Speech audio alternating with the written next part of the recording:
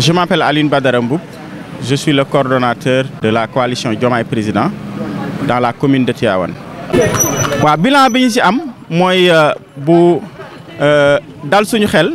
te ñu kontaan ci trop ndax ñoo gagné élection yi largement lu ëpp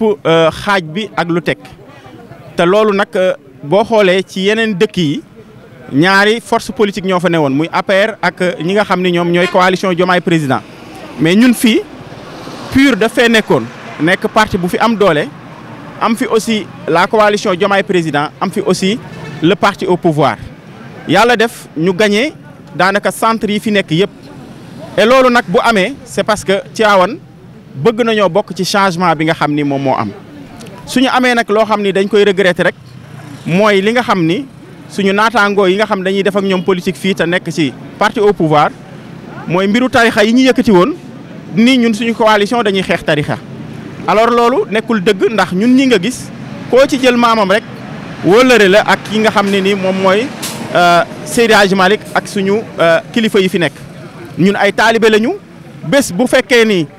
suñu taalibe dafa nekk li nga xam ne ci lañ ñu woo kenn duñu jiitu bu fekkee dañoo war a def si suñu ziar kenn duñu jiitu ndax kër kilifa diine yi kenn ëppalewuñu ci waaye nag bu fekkee ni dañoo war a aussi taxaw ci wàllum citoyenneté foofu ku nekk mën nga far fu la neex ndax ci même famille sax da ngay gis ay nit ñoo xam ni dinañ wute ci ay gis-gis mais nag li am solo mooy ña ko doon def lajj nañu bu baax a baax ndax ñun bureau de vote yi gën a mag fii ñoo leen gagné ba mu sax bureau de vote yi gën a nekk jege li nga xam ne mooy jàkka yi muy école 4 nga xam ne mooy bureau de vote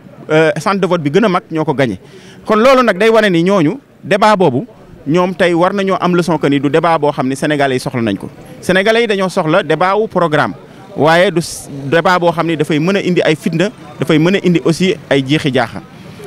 bi ci topp nag mooy tey ñun gañe nañu ñuy ubbeeku bu baax xam naa ni dinañu dem ci suñu kilifa yi pour jéem leen a yeggee aussi suñu programme naam xam nañ ko waaye aussi lépp loo xam ne nii soxal na tey liy doxal réew mi suñu programme daf leen ci impliqué bu baax ndax si wàllu daara yi rek buñ koy wax ci diine nee nañu dañuy réformer daara yi jàppale leen ba ñuy jàngalekatu daara yi mën a dugg ci fonction publique waaye ndongo yi mën ci am ay diplôme yoo xam ne nii mën nañoo am métier loolu nag buñ ko waxee Tivaouane daf ciy gis boppam mais le conseil consultatif bi nga xam ni dañu ni kilifa diine yi dinañ ko teg ba nga xam ni fépp fu ñuy wax ci wàllu pétrole wàllu gaz wala leneen ñoom dinañ ci jox seen xalaat kon wane nañ ni programme Diomaye Faye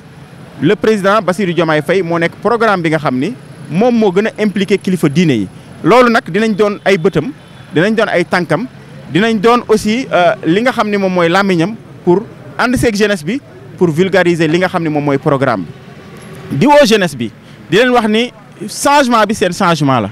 donc ñu ngi leen di woo ci formation ñu ngi leen di woo ci patriotisme pour ñu am beneen Sénégal boo xam ne nii jeunesse su Tivaouane dina ci gis boppam bu baax ndax boo gisee département Tivaouane ay usines yu bëri ñoo fi nekk mais suñu jeunes yi par manque de formation duñu compétitif ci li nga xam ne moom mooy le marché de l'emploi donc dinañ leen accompagner ci foofu ba nga xam ne dinañ sumb seen loxo bu baax beneen bi nag mooy li nga xam ne ni moom mooy président Diomaye Faye ci visitam yu njëkk yaakaar nañu ni Tivaouane dina ci bokk ba nga xam ne dinañ ànd ak moom ci kilifa diine yi il y a un bilan satisfaisant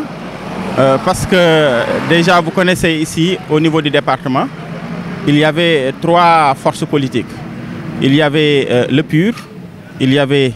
la coalition Diomaye Président il y avait aussi le Benno Bokk Yaakaar parti au pouvoir donc cette configuration avait peut-être une signification particulière par rapport aux autres localités parce que dans les autres localités il y a que deux tendances mais ici la bataille a été rude mais avec la grâce d'Allah nous avons gagné largement de plus de 52,99%. Donc ce qui montre que nous sommes la première force politique et nous avons plus de 50% des voix pour dire que également il y avait 19 coalitions et nous avons la moitié ou plus de la moitié des voix. Si on a à dénoncer, c'est peut-être cette fibre religieuse ou confrérique qui a été attisée par le camp du pouvoir. Et c'est lamentable de voir des responsables puissent alimenter un tel débat, puisque nous qui sommes ici, de la coalition Diomaye Président, nous sommes des disciples. Nos aïeux sont des compagnons de nos guides qui sont ici. Et nous sommes des talibés. Quand il s'agit de faire notre ziar, nous irons faire notre ziar auprès de nos guides. Quand il s'agit de s'impliquer sur les ndigles de nos guides aussi, personne ne va nous devancer. Mais quand il s'agit aussi de faire notre citoyenneté, nous prendrons notre responsabilité et nous agirons en conséquence. Malheureusement pour eux, ils ont échoué parce que nous avons gagné pratiquement tous les centres et les grands centres. Et certainement ceux même qui sont dans la ville et proches des familles religieuses. Ce qui prouve que les citoyens tivaouanois sont conscients et ils savent faire la part des choses. Et également, nous demandons à ces gens peut-être de pouvoir rester dans la responsabilité, c'est-à-dire de pouvoir proposer des débats programmatiques au lieu de faire ces débats de caniveau qui vraiment ne nous honorent pas. Une autre aussi réaction est de montrer notre disponibilité et notre ouverture à l'endroit de tous les religieux qui sont ici, à l'endroit de tous les dignitaires qui sont ici, pour montrer que notre coalition a un programme, surtout dans le domaine religieux, qui implique les Dara. Alors si on parle de Dara, on parle aussi de Tivaouane, parce que nous avons plus de peut-être 200 et quelques Dara ici à Tivaouane, et que si ces apprenants ou disciples ont une formation en parallèle avec leur formation de disciples et sortent avec des diplômes, Tivaouane en sera que bénéfique. Donc nous appelons à tous les Serigne Dara de s'impliquer et aussi nous espérons que le président Bassirou Diomaye Faye réservera